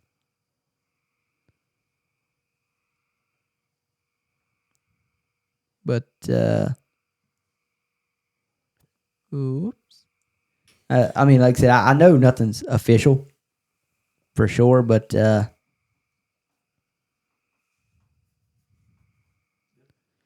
Here's me a PSP bundle. I'm assuming it's going to cost around $800. 14 games and 1 movie for $53. Oh God. I didn't see any games I wanted to. Ooh, Hot Shot Golf. I might get it just for that. Used to play the crap out of that on PlayStation.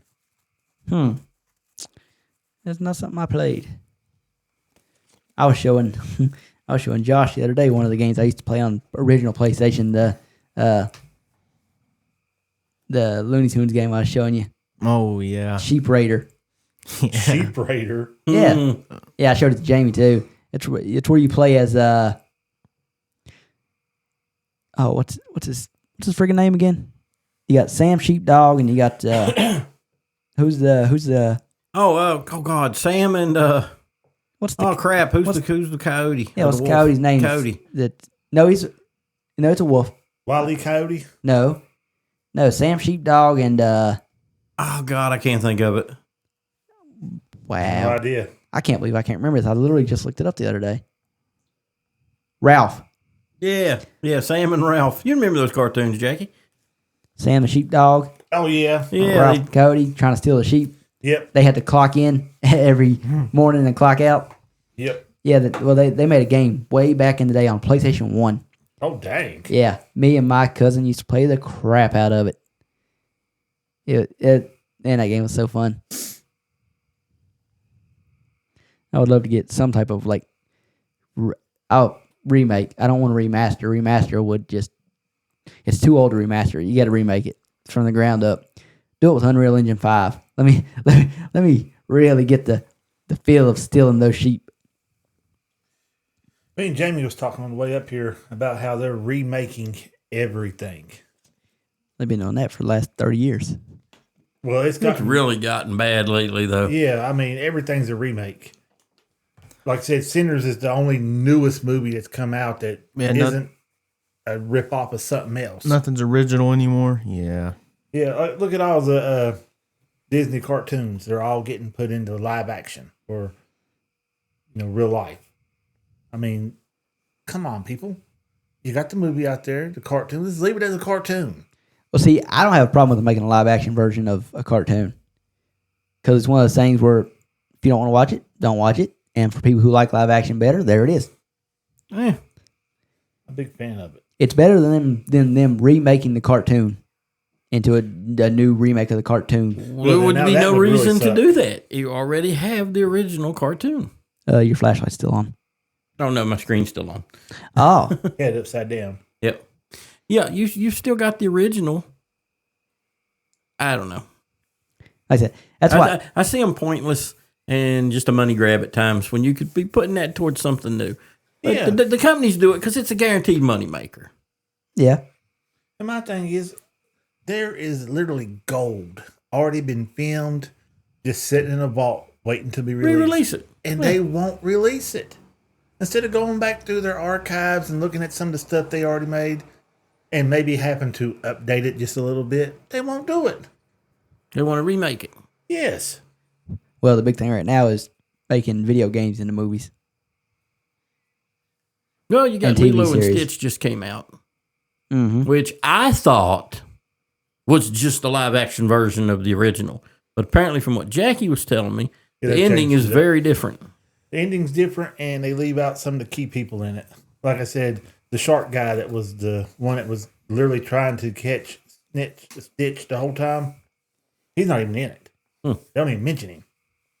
So I then don't you- understand the remake. Why? That's I don't know. Then you had the one alien that liked to cross dress. He doesn't cross dress in it. The one time, they're not trying to come out with an agenda. They could have went with it and went right. They never even touched on it. My mom and sister watched Snow White 2 days ago. Oh, what'd she think about it? I walked in and I looked up and saw they watching. I was like, "Oh my god, you guys are watching that?" I was like, "Yeah, the singing's not that great in it." I'm like, "That's your problem with it? Singing ain't that great. The singing is not great in it." I was like, "Okay, then." I went about my business. And that may be generally a lot of people's reaction to it, I guess. Yeah, my sister didn't say so. I It's don't the know. actor for me. Yeah. Yeah. I'm like, Oh, yeah. It's Yeah. just her. I don't know, man. Yeah, her personality off screen or when she's doing interviews and stuff is just, yeah, you suck. Yeah, Miss Renee Zellweger. Dang. So This guy has build your own bundle. That's PS1, PS2, PS3, and PSP games. there you go. He has Yeah, well, see, the problem with that is, for the most part, with PlayStation, if you've got a PlayStation Plus subscription, especially one of the higher tiers one, you can just play all those. you can just stream all those games. Yeah. I'm not sure if you can stream Sheep Raider though. But I'm gonna have to check. that's picture 1 of 600 and some. Good God. Yeah. 625. He must be one of those people that literally just collects the games. I think he just bought out a movie store that was shut down You could have a point there too. to have a collection like that. Because I know there's people like with Switch games. Now they won't be doing it with Switch 2, No. but with the original Switch, they would just every game that come out they'd buy just so they had a physical. Physical Copy of it. And with the Switch 2, you can still do that, but only with Nintendo games and certain third-party games. Like Cyberpunk 2077, it's actually the full game. Oh, make that a movie. Oh, talking about games being made. Oh, into Cyberpunk movies. 2077? We have a TV series, but it doesn't like an anime, but it doesn't like it goes into like how you kind of play Cyberpunk and how you upgrade like your cyberware and stuff. Uh-huh. And how if you upgrade it too much, you'll get cyber psychosis and become a cyber psycho and stuff like that. It gets into that, and that's like the main story of the anime. But I want one, just centered around V. You know what I mean? Just his whole story. I feel like it'd be so good, man. And the city, Night City, the visuals in that movie could be, man, Yeah. Oh, I agree with you. And I haven't even played that much of Cyberpunk 2077 so far. But the story is really good in it. I heard Jamie over there laughing, I believe. Yeah. I was wondering. I was off in another place, man. I recently did a little bit of searching because we talked about MegaCon, how we'd like to go. Oh, yeah. All these other Comic-Cons you found. I keep getting stuff in my feed about different places. There's the Smoky Mountain Fan Fest is in September, and I was just looking at some of the people that are going to be there, and it's just wild. I also got a notice for what was the one? What was it like? Fair around here somewhere too. Deer Lick Con or Oh, yeah. what the what? yeah, dude, it's in Raleigh, North Carolina. What? Yeah, that's a another real- one called relatively big Galaxy Con. Yeah, I seen the Galaxy Con one. Is that the one in Roanoke? Yeah. That's the one in Roanoke. And then this one that is in what part of Tennessee is it? Hold on. It's in Kingsport, Tennessee in September. Hey. I need to go to Kingsport. Okay. There's a there's an engine shop there. Oh, you want to go to whatever the hell this is Well, called? I don't think. Smoky Mountain Fan Fest. I know it ain't an engine shop, but there's a transmission shop down there. You could get an autographed picture with Christy McNichol for $55. Does anyone at this table know who Christy McNichol is? I have No. clue. Exactly. No. The only reason I know is because I'm so friggin' old. Who is Oh, she? God. She was an actress, very popular in the 70s and 80s. If you saw her, you'd probably remember her. What's she play on? Damn it! Now there's a good question. She did, way back in the 70s, she was on not a sitcom, but a drama series called Family. That's where she got started. She was like super popular, man. Family. She did Wasn't Mama's Family, was it? no. Okay. No, this is way before Mama's Family. Oh, I probably don't remember then. This is when I was like little. Oh yeah, you're older than I am, so I definitely don't remember that one. I'm trying to think of a movie she was in. Not that She I'm was in throwing the shade or pirate movie. anything. That was also in the late 70s. Little Darlings. I'm really having to tap my brain to think of anything Christy McNichol was in. Oh, man. But anyway, you can get an autographed picture with her for $55 No. I'll pass. after she takes her oxygen off. Oh, my God. You could live with that. That's just wrong. And she was cool back in the day. She really was. So, see who else they got. Oh, hey, you can for $65, you can get your picture taken with what was it? Super Negasonic, the girl from Deadpool. Her. Oh, I know who you're talking about. Yeah. Oh, She'll- I'll definitely pass on She'll that. be at Fan Fest. Why, dude? I don't need to pay. What are some of these? I don't. I mean, I can afford $55. I can't Oh, God. I can't afford $200 to get my picture taken with William Shatner at the Deer Lick Con or whatever it's called.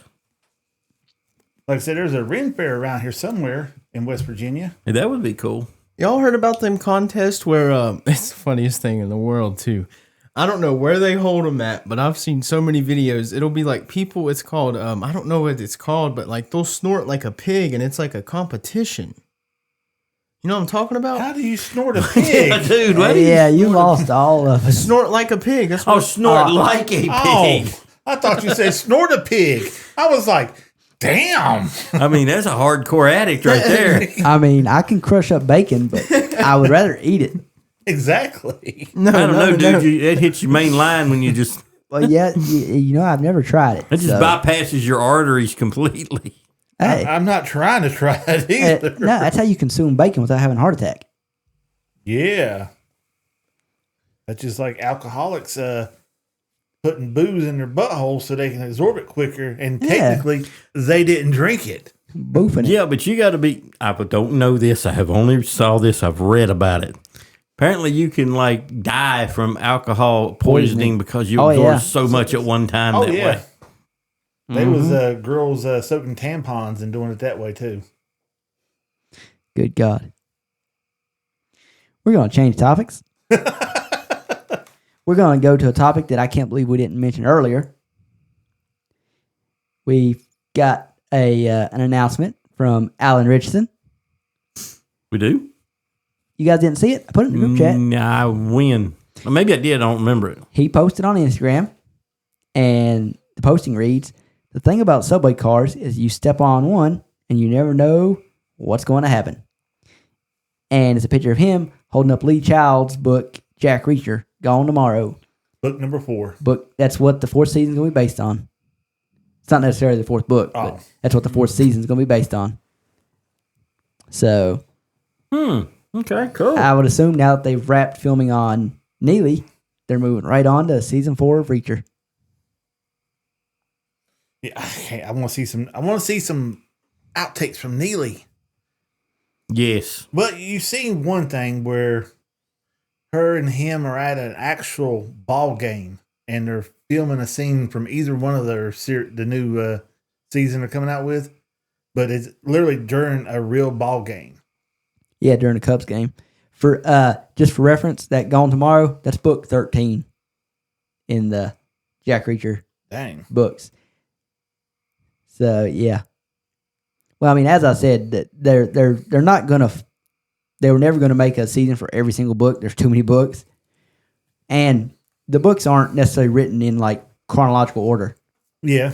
Like, you know, season 2 was, you know, a book primarily based on his past and stuff going on now, but learning about his past, and that is definitely not book 2 in the series. So yeah. Jumping back in real quick, man. Uh-oh. I need to go to Tennessee for this. What we got going on in Tennessee? Tommy Chong is going to be at the Fan Fest. Oh, dang. Tommy Chong, man. Well, I'm going to tell you now, I used to love watching their stuff when they come out. Okay, I'm getting off that for now. Yeah, I'm gonna get us all excited for season 4 of Reacher. I'm gonna read you the summary for that book. New York City, 2 a.m. A subway car heading uptown. Jack Reacher plus 5 other passengers. 4 are okay. The 5th isn't. And if you think Reacher isn't going to get involved, then you don't know Jack. Oh, God. Yeah. Corny pun, but I like it. Suzanne Mark, the 5th passenger, had a big secret, and her plain little life was being watched in Washington and California and Afghanistan by dozens of people with one thing in common. They're all lying to Reacher. A little, a lot, or just enough to get him killed. A race has begun through the streets of Manhattan, a maze crowded with violent, skilled soldiers on all sides of a shadow war. For Jack Reacher, a man who trusts no one and likes it that way, The finish line comes when you finally get face to face and look your worst enemy in the eye. Who would be his worst enemy? I don't know, but that's what we got to look forward to with season 4. You thought season 3 would have been his worst enemy. Yeah, with the 7'2" giant. Yeah. Well, not so much the giant, the dude he just casually Well, yeah, took out that should have been tortured more. yeah. That was a little bit of a letdown. I figured he was going to at least beat him half to death, then, take him out. But no. Granted, shotgun to the head instead of a 22 to the head. Doesn't make sure he wasn't coming back. Yeah, a little more effective. But That split second look on his face when he realized who Reacher was, right before he pulled the trigger, though, yeah, that was enough. I wanted more. I know I sound sadistic, but I wanted more. Mm. Was that the only one that was let down? Was how quick he died? No, man, because Reacher's not that. I mean, he wants you dead. He wants you dead. But he's not going to prolong and torture you, I don't think. You're still going to die. But he's going to be at least merciful enough to take you out quick. Yeah. I figured he would torture him a little bit. That's just how mad he was.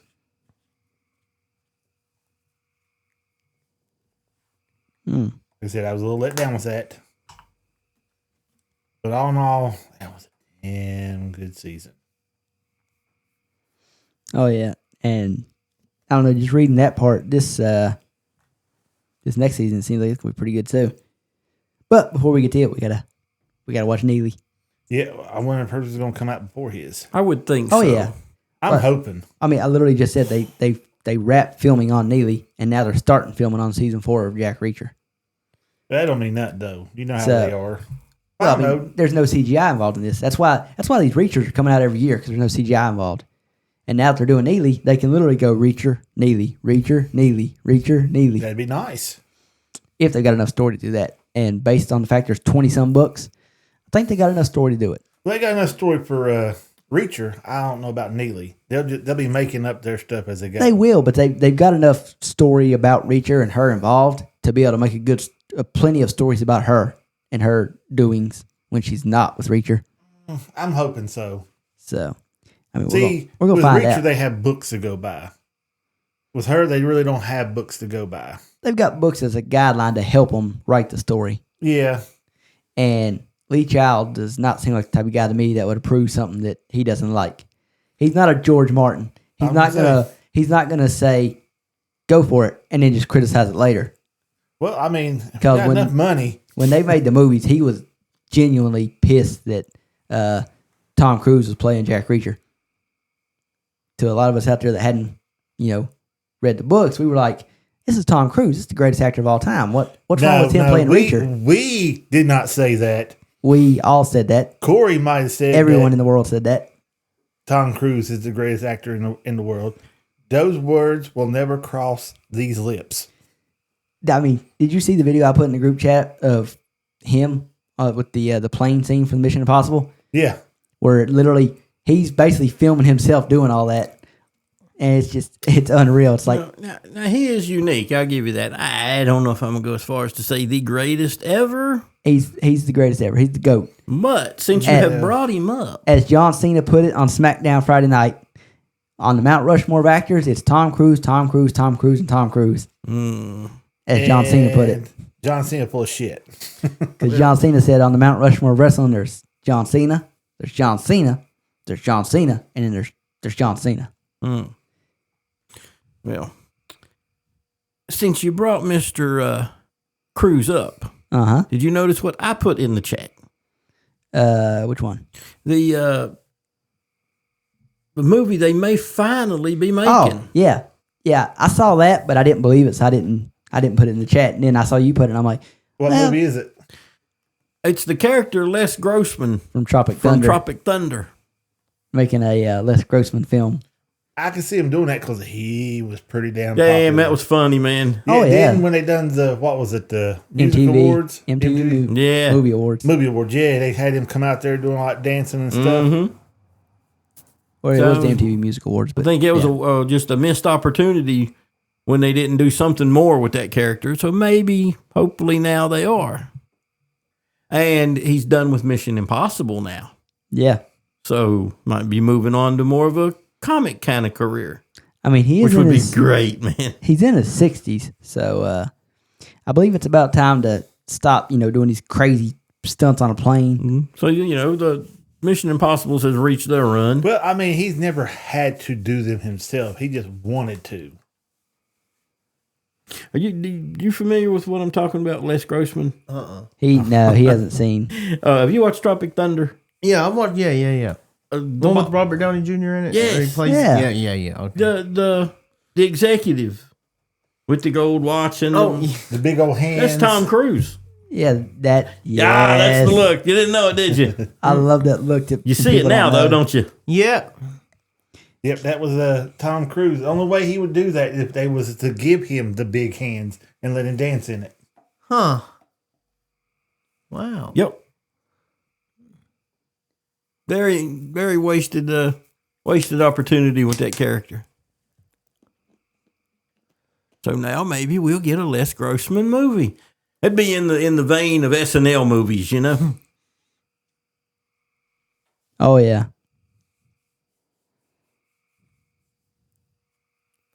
I'd like another. I know Jim Carrey will never do it. He might though. I'd like another Ace Ventura movie. I think maybe Jim Carrey's done with movies. Yeah. Yeah, he's done went off the deep rails right there. Off the deep end. He derailed. He done a little bit of everything. One of my favorite movies ever he's in. It's called Jack and Jill. That movie. Oh, Jamie hates that movie. That is Not- Adam Sandler. Not isn't Jack it? and Jill. My bad. That was Yeah, that's Adam Sandler. I meant- Jamie hates that I movie. hate that I movie. meant Me, Myself, and Irene. Yes. that That- movie's great.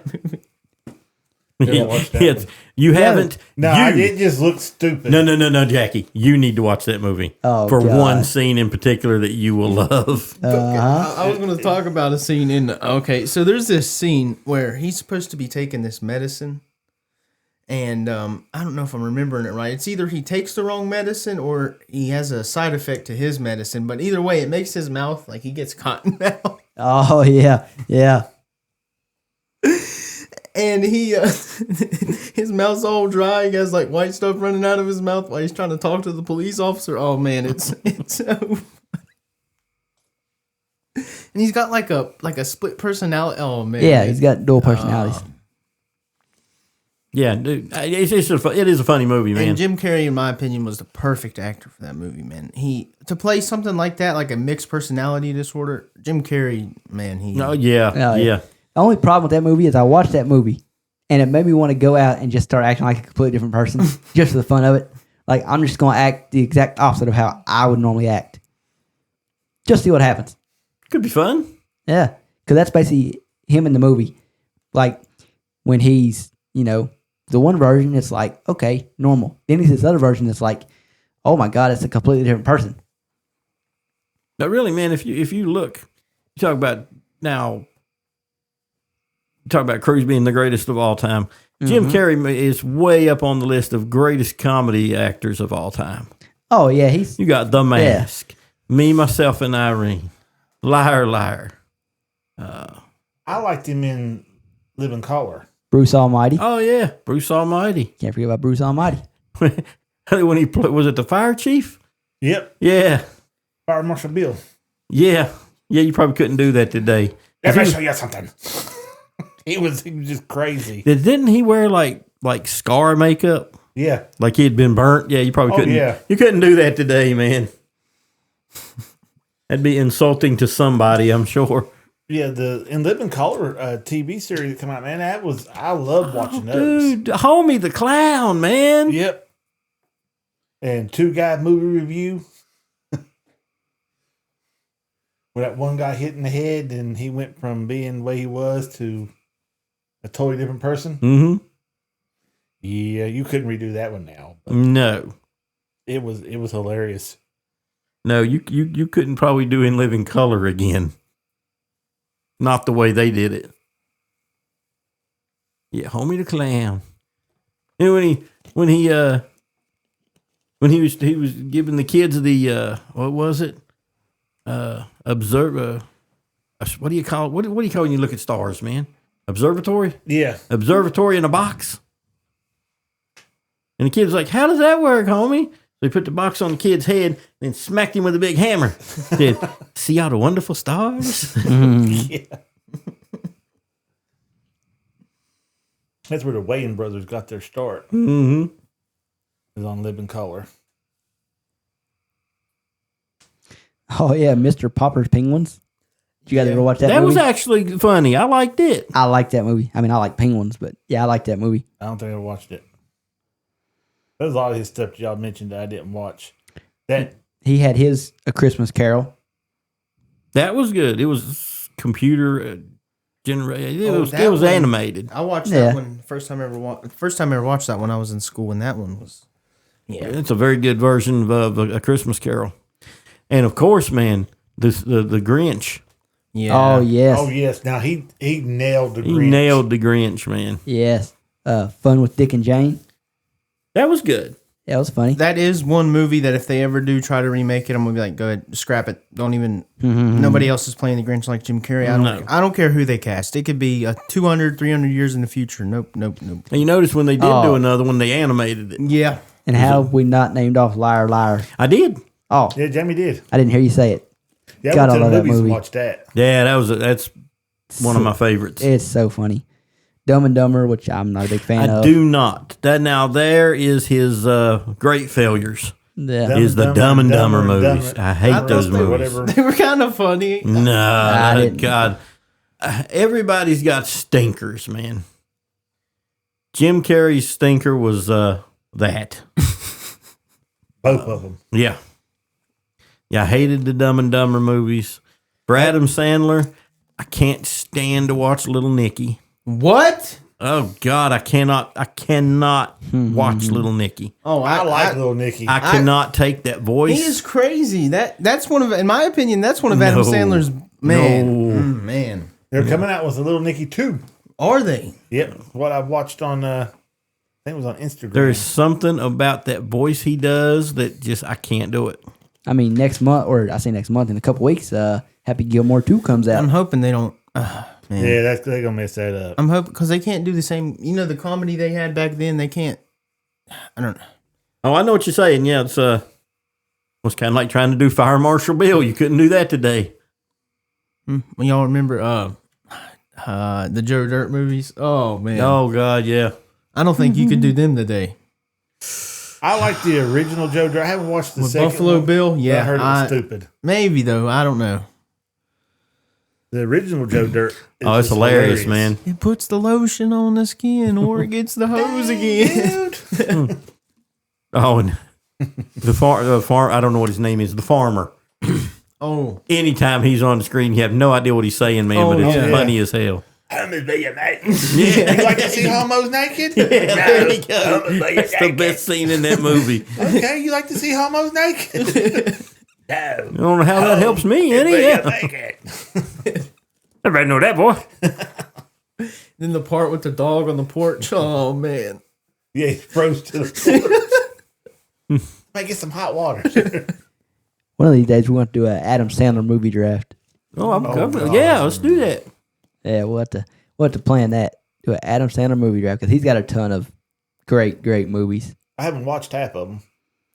Like Click, never watched it. What? That's a good one. Click's really good. That's Never yeah, watched it's amazing. it. I haven't watched any. It's a of his little real new deeper than ones. most of his stuff. Yeah, it's not more. Uncut Gems is quite possibly his best serious movie. I don't know. Uncut Gems is great. Let me think of the name of it, man. This is going to be a hard one. It's the one with Kate Winslet. Eternal. Yeah, I'm lost. Yeah, I don't know. I didn't know he done a movie with Kate Winslet. Really? Oh, you haven't watched this movie? Hold on. Y'all watched 50, Yeah, the name is like ridiculously long. I can't remember what it is. 50 First Dates? Have y'all watched that? God, one? yes, I love that movie so Uh-huh. much. That movie's so good. I love when he's out on the boat, man, and he's playing the CD that her dad give him.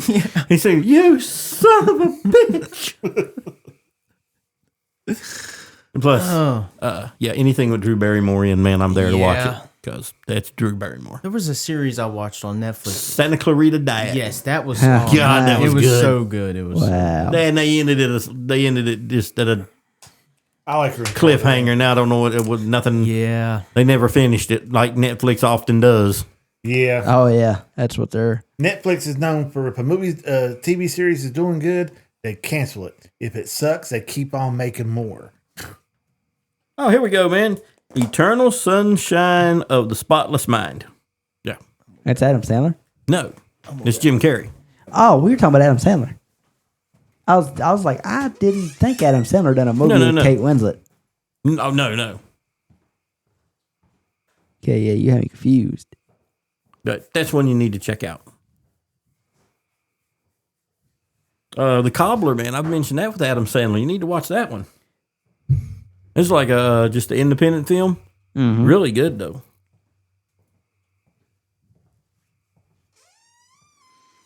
So yeah, we'll hold off on our Adam Sandler talk for. Oh, I was going to go with Hoobie Halloween.